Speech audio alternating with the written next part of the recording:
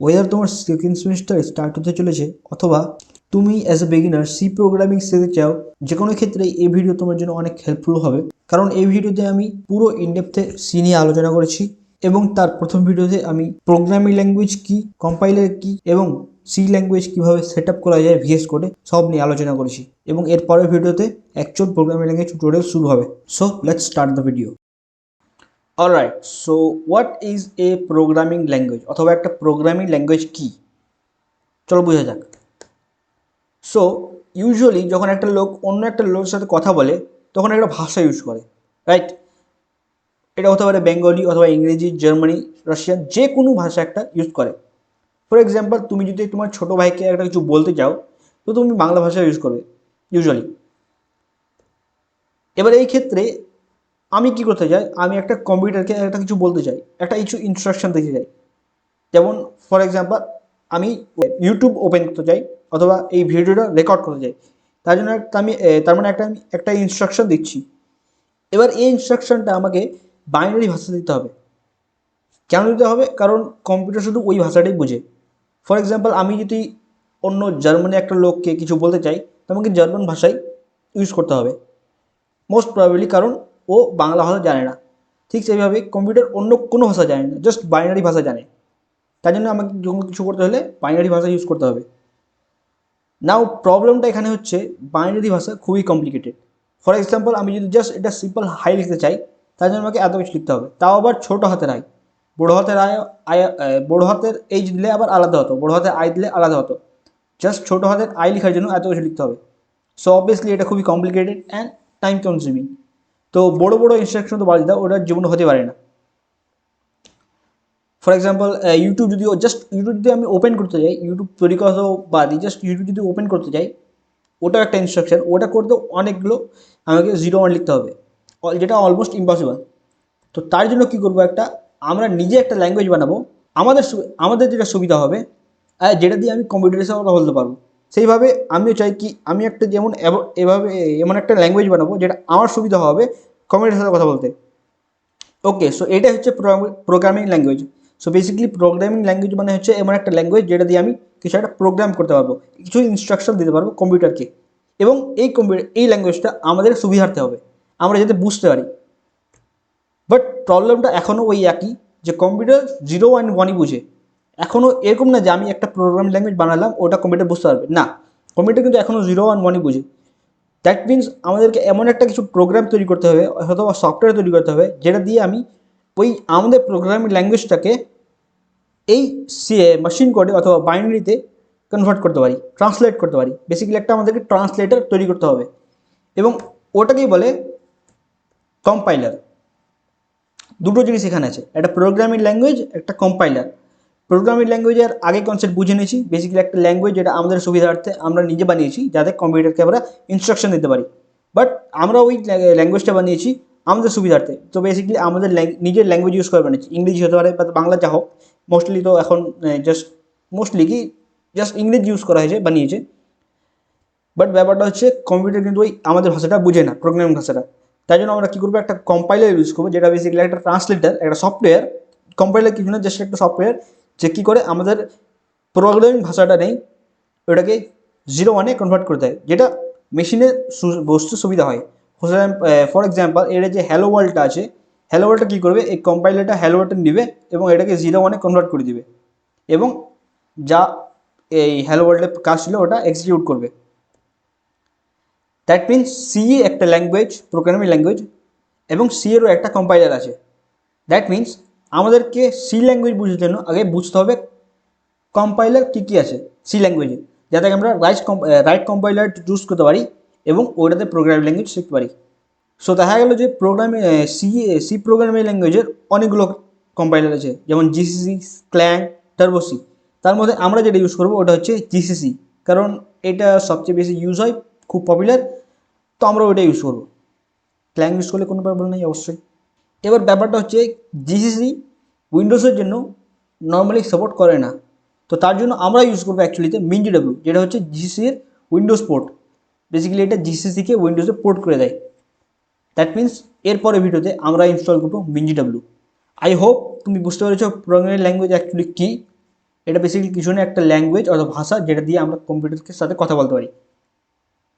Computer usually, but প্রবলেমটা হচ্ছে computer আমাদের প্রোগ্রামিং ল্যাঙ্গুয়েজ ভাষা বোঝে না, তাই জন্য আমরা একটা কী করবো, ট্রান্সলেটার ইউজ করবো, যেটা আমাদের প্রোগ্রামিং ল্যাঙ্গুয়েজটা নিবে এবং ওটাকে ট্রান্সলেট করে 0 1 কনভার্ট করে দিবে, এবং ওটাকে বলে কম্পাইলার। প্রোগ্রামিং ল্যাঙ্গুয়েজ হচ্ছে যেটা অ্যাকচুয়াল ল্যাঙ্গুয়েজ যেটা আমরা লিখবো, এবং কম্পাইলার হচ্ছে ওই ল্যাঙ্গুয়েজটাকে 0 1 ট্রান্সলেট করবে। অলরাইট, সো সব প্রথমে তোমাকে ডাউনলোড করতে হবে MinGW। MinGW কেন ইনস্টল করবো, কী কারণে, এইসব এর আগের ভিডিওতে বলা আছে, তো ওটাকে চেক করে নাও। সো MinGW ইনস্টল করার জন্য তোমাকে যে ওয়েবসাইটে যেতে হবে ওটা হচ্ছে সোর্সফোর্জ। এই ওয়েবসাইটের লিঙ্ক আমি ডেসক্রিপশনে দিয়ে দেবো, অথবা তুমি যদি টাইপ করতে চাও তো এই হচ্ছে লিঙ্ক। এরপর এখানে গিয়ে তুমি ডাউনলোড করো MinGW। আমার আগে থেকে ইনস্টল করা আছে, তাই জন্য আমি করবো না। ওকে, সো এটা হচ্ছে আমার MinGW ডাউনলোড করা। এখানে গিয়ে তুমি double click and then install. এখানে যে এটা আছে এটা খুব ইম্পর্টেন্ট, এটা তুমি চেঞ্জ করবে না। এটা হচ্ছে যেখানে MinGW ইনস্টল হবে, এটা তুমি চেঞ্জ করবে না, কারণ এটা আমাদের পরে দরকার পড়বে। প্লাস এটা মনে রাখবে, মনে রাখা খুবই সোজা। এটা হচ্ছে সি ড্রাইভে, and then continue, and then এখানে এখানে আমাকে রিইনস্টল করতে বলছে, কারণ আমাদের আগে থেকে ইনস্টল করা আছে, তাই জন্য আমি ইনস্টল করবো না, আমি কুইট করে দিলাম।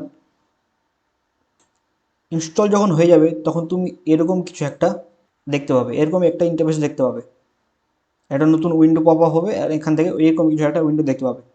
এখানে এই যে প্যাকেজগুলো আছে, এখান থেকে তোমাকে MinGW 32, GCC G++, MSYS base and MinGW 32 base, এই 3টা প্যাকেজ সিলেক্ট করতে হবে। সিলেক্ট কীভাবে করবে, ওই এই স্কোয়ারে ক্লিক করে দেন মার্ক ফর ইনস্টলেশন। যেহেতু আমার আগে থেকে ইনস্টল করা আছে, তাই জন্য আমি এখানে পাচ্ছি না এই অপশনটা, বাট তোমার এখানে মার্ক ফর ইনস্টলেশন নিয়ে থাকবে, ওটাতে ক্লিক করবে। সেম এরকমই GCC G++, এখানে GCC যেটা দেখতে পাচ্ছ, যদি এর আগে ভিডিও দেখে থাকো তো বুঝতে পারবে, এটা হচ্ছে ওই সি এর কম্পাইলার, এবং G++ যেটা হচ্ছে ওটা হচ্ছে C++ এর কম্পাইলার। এটা যদি তুমি ইনস্টল করো তো তোমার C++ও ইনস্টল হয়ে যাবে, C++ এর compiler, and then MSYS base. So এই 3টা যখন চেক হয়ে যাবে, চেক মার্ক টিক করে দিবে, তারপর এখানে ইনস্টলেশনে গিয়ে অ্যাপ্লাই চেঞ্জেস, যেহেতু আবার বলছি আমার ইনস্টল করা আছে তাই জন্য আবার দেখাচ্ছি না, বাট তোমার এখানে অ্যাপ্লাই চেঞ্জেস দেখাবে, এখানে ক্লিক করো। এটা হালকা টাইম নেবে, যখন হয়ে যাবে তখন ক্লোজ করতে বলে করে দিবে। এবার দেখো আমাদের জিসিসি কম্পাইলার ইনস্টল হয়ে গেছে, বাট এখনও সেট হয়নি, সেট আপ করতে বাকি আছে। তো তার জন্য তোমাকে প্রথমে সিএমডি ওপেন করতে হবে। সিএমডি থেকে তুমি GCC dash dash version check করো। তোমার এখানে এরর দেখাবে, যেহেতু তোমার সেট করা নেই, কিছু একটা এরর দেখাবে, like path is not found, GCC is not found, কিছু একটা এরকম। তার জন্য কী করতে হবে, যেখানে তুমি জিসিসি MinGW ইনস্টল করলে ওখানে যাও, which is basically C and then এখানে MinGW। যদি তুমি ওই পাথটা চেঞ্জ না করে থাকো তবে এখানেই তোমার থাকবে। এখানে MinGW ভিতরে যাও, অ্যান্ড দেন বিন এর ভিতরে যাও। এখানে গিয়ে যে পাথটা আছে C and then MinGW and then bin, এটা কপি করো। কপি করার পর এডিট এনভায়রনমেন্ট সিস্টেম, এই যে আছে কন্ট্রোল প্যানেল পাবে, ওটা ক্লিক করো, অ্যান্ড দেন এখান থেকে এডিট এনভায়রনমেন্ট, অ্যান্ড দেন এখান থেকে পাথ। এটা কেন করছি আবার বলে দিই, এটা করছি কারণ আমরা পাথ সেট করবো, যাতে আমাদের কম্পিউটার জানে কি হ্যাঁ এই জায়গাতে আমাদের MinGW আছে। তো এখানে গিয়ে নিউ ক্লিক করবে, অ্যান্ড এখানে পেস্ট করে দেবে। আমি পেস্ট করবো না, যেহেতু আমার একটা আগে থেকে করা আছে, বাট এখানে এরকম কিন্তু পেস্ট করে দেবে, then okay, and then okay, and then okay. So এবার সেট হয়ে গেছে। এবার যদি আবার তুমি সিএমডি চেক করো, জিসিসি ড্যাশ ড্যাশ ভার্জন, তো দেখতে পাবে এরকম কিছু একটা দেখাবে, জিসিসি অ্যান্ড দেন 6.3.0, অথবা যে ভার্জন তোমার এখন আছে। এখানে যদি তবুও কোনো এরর দেখায় তো একবার এই কমান্ডটা ভালো মতো চেক করে নেবে ঠিক লিখেছো কিনা। জিসিসি অ্যান্ড ড্যাশ ড্যাশ অথবা একটা ড্যাশ দিলে হবে, ভার্জন VERSION। এবার যেহেতু আমাদের কম্পাইলার চলে এসেছে, এবার দরকার আমাদের একটা কোড এডিটর। এবার তোমরা কোন কোড এডিটর করবে ওটা তোমাদের চয়েস, ভিএস কোড করবে না এক্লিপস করবে না কী করবে, বাট সবচেয়ে যেটা পপুলার ওটা আমি ইউজ করবো, যেটা হচ্ছে ভিএস কোড। এবার ভিএস কোডও সেম একইভাবে ইনস্টল করতে পারো। এখানে গিয়ে ভিএস কোড ডাউনলোড, মাইক্রোসফটের অফিসিয়াল ওয়েবসাইট পাবে এটা ভিএস কোড, এখানে গিয়ে উইন্ডোজ অ্যান্ড দেন ডাউনলোড, অথবা অটোমেটিক হয়ে যাবে ডাউনলোড, একটু ওয়েট করতে হবে, অটোমেটিক ডাউনলোড হয়ে যাবে। এখানে ডাউনলোড করো অ্যান্ড দেন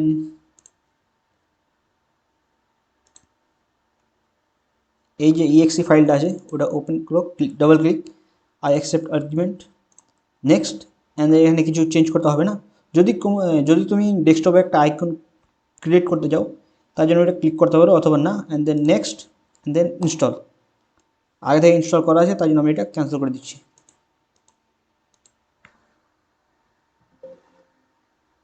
ইয়েস, এবার আমাদের কোড এডিটর হয়ে গেছে, কম্পাইলার ডাউনলোড হয়ে গেছে। দ্যাট মিনস এবার আমাদেরকে কোড এডিটরে কম্পাইলার সেট আপ করতে হবে, তো ওটা এরপরে ভিডিওতে দেখাবো। অলরাইট, সো এবার ভিএস কোডে আমাদেরকে জিসিসি সেট আপ করতে হবে অথবা সি সেট আপ করতে হবে।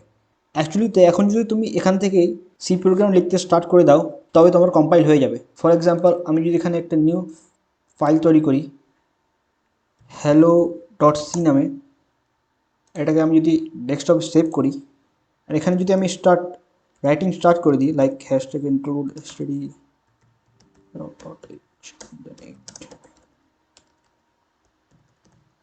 এখন যদি এটা আমি রান করার চেষ্টা করি তবে রান হয়ে যাবে, লাইক আমি আউটপুট হয়ে যাবো হ্যালো ওয়ার্ল্ড।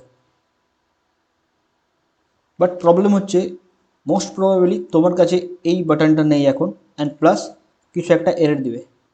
সো ওটা কীভাবে ঠিক করবো? প্রথম কথা তোমাকে একটা ফোল্ডার বানাতে হবে, অথবা না বানালেও চলবে, ডেস্কটপে অথবা যেখানে হোক একটা ফোল্ডার বানাও, না বানানো কোনো ব্যাপার নেই। সব প্রথম কাজ যেটা করতে হবে ওটা হচ্ছে এক্সটেনশন, এই যে এক্সটেনশন আছে এখানে যেতে হবে, এখানে গিয়ে কিছু এক্সটেনশন ডাউনলোড করবো। প্রথম হচ্ছে এই যে এই বাটনটা আছে এটা, বাট তার আগে এই বাটনটা আমাদের কেন লাগবে ওটাকে জেনে নিই। সো ফর এক্সাম্পল আমি যে হ্যালো ওয়ার্ল্ডটা আছে, হ্যালো ফার্স্ট ডট সি এই প্রোগ্রামটা আছে, এই প্রোগ্রামটা প্রথমে কম্পাইল করতে হবে অ্যান্ড দেন রান করতে হবে। সো কম্পাইল করার জন্য একটা কমান্ড থাকে, এটা হচ্ছে জিসিসি, যেহেতু আমরা জিসিসি ইনস্টল করলাম, অ্যান্ড দেন হ্যালো, এখানে হ্যালো হবে না যেহেতু আমার ফাইলের নাম ফার্স্ট আছে, then first and that dot C. এটা যখনই করলাম আমার ফাইল কম্পাইল হয়ে গেল। কম্পাইল হওয়ার পরেই a.exe নামে একটা ফাইল তৈরি হবে। আমি একবার ভালো করে দেখিয়ে দিই সবটি ডিলিট করে, তাহলে ভালোভাবে বুঝতে পারবে।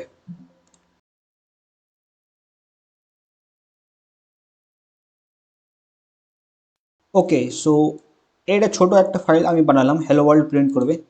এবার এটাকে আমি প্রথমে কম্পাইল করতে হবে, তার জন্য তোমাকে এখানে টার্মিনাল যেতে হবে, এখান থেকে টার্মিনাল, নিউ টার্মিনাল, এখানে গিয়ে তোমাকে লিখতে হবে জিসিসি অ্যান্ড দেন ফাইলের নাম। এখানে আমার ফাইলের নাম হচ্ছে হ্যালো ডট সি, তো আমি লিখলাম হ্যালো ডট সি। এটা লেখার পর কী হবে, এটা কম্পাইল হবে, ফাইলটা কম্পাইল হয়ে a.exe নামে একটা ফাইল তৈরি হবে।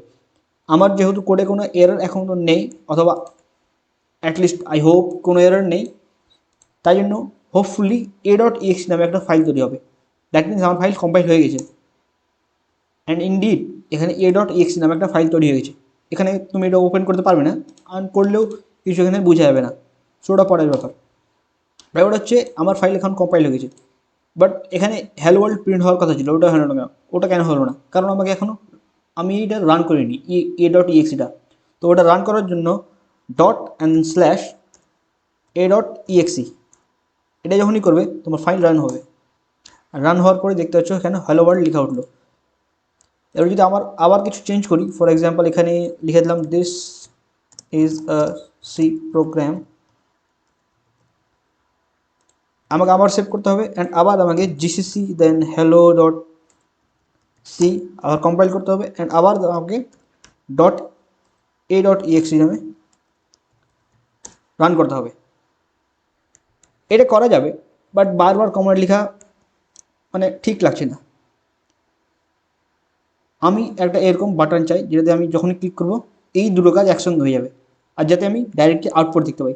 তার জন্য আমরা একটা কোড রানার, তার জন্য আমরা একটা এক্সটেনশন ডাউনলোড করবো যেটা হচ্ছে কোড রানার। এটা হচ্ছে ওই এক্সটেনশন, ডট রানার লেখা আছে এখানে, এটা অথরের নাম লিখে দেবে, এখান থেকে তুমি ইনস্টল করে দেবে। আমার আগে থেকে ইনস্টল করা আছে, তো যখন ইনস্টল করবে তখন এখানে একটা বাটন আসবে। এবার এই বাটনে যখনই ক্লিক করবে রান কোড অথবা তুমি ডাইরেক্ট করতে পারো, তারপর আউটপুট অটোমেটিক চলে আসবে। এটা কীভাবে আসছে এখানে তুমি ভালো মতো দেখো। তো ও সেম কাম করছে, এই বাটনটাও সেম কাম করছে যেটা আমি এখন একটু আগে করলাম। বাট এখানে কী করছে, ও জিসিসি হ্যালো ওয়ার্ল্ড হ্যালো ও একসঙ্গে লিখছে, এন্ড ডট মানে দুটো কমান্ডকে একসঙ্গে লিখে ডাইরেক্ট আমাকে আউটপুট দেখাচ্ছে। তো এটা আমাদের জন্য জাস্ট সুবিধার কাজ। এবার একটা জিনিস আছে তুমি লক্ষ্য করবে, মোস্ট প্রবাবলি তোমার আউটপুট এই আউটপুট সেকশনে এলো, টার্মিনাল না আসে এখানে এলো। সো ওটা হচ্ছে তোমার কারণ ডিফল্ট সেটিংয়ের জন্য। সো এই টার্মিনাল নিয়ে আসার জন্য তোমাকে সেটিংয়ে যেতে হবে, অ্যান্ড এখানে রান ইন টার্মিনাল যখনই করবে এখানে দিতে হবে code runner run in terminal. এখানে তোমার আনচেক থাকবে, তোমাকে চেক করতে হবে এখানে। যখনই চেক করবে অটোমেটিক সেভ হয়ে যাবে। এবার যখন তুমি রান করবে তোমার টার্মিনালে এটা আসবে। আউটপুটে কোনো প্রবলেম নেই, বাট যখন তুমি ইনপুট নিতে হবে তখন একটা হালকা প্রবলেম হতে পারে, তার জন্য টার্মিনালে ভালো। সো এটাই ছিল সেট আপ করা। যদি কোনো প্রবলেম আসে তো নিচে কমেন্ট করো, আমি হেল্প করার চেষ্টা করব। অথবা যদি কমেন্টটা বুঝতে অসুবিধা হয় তো এরপরের ভিডিওতে আমি আবার এই কমেন্টটা বুঝাবো।